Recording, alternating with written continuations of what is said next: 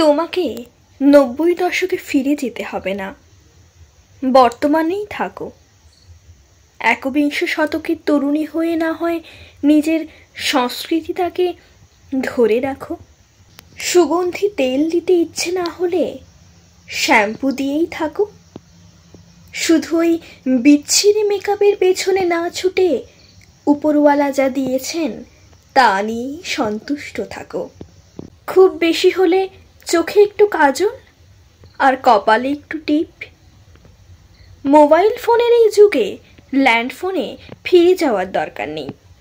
হাতে শুধু mobile phone একটু কম রেখো। সব সময় সেলফি না তুলে আয়নার সামনে একটু বেশিক্ষণ থেকো। শাড়ি তো সবাই কম বেশি সবাই পরো, না হয় বিশেষ দিনগুলোকে একটু বাড়িয়ে নিয়ে একটু বেশি সময় ওই শাড়িটা পরো। শাড়িতে কমফোর্টেবল না হলে সালোয়ার কামিজই পরো, কিন্তু ওই পশ্চিমী পোশাকে না ঢোকো। বন্ধু বান্ধবদের দামি রেস্টুরেন্টের মধ্যে না নিয়ে গিয়ে কোনো এক গাছতলার নিচে না হয় সিঙ্গারা সামোসা খেয়েও। পূর্ণিমাতে চাঁদের খোঁজ রেখো। রাত্রিতে ঘুম না এলে না হয় হেমন্ত মুখোপাধ্যায় কিংবা রবীন্দ্র শুনেই ঘুমিয়ে যেও।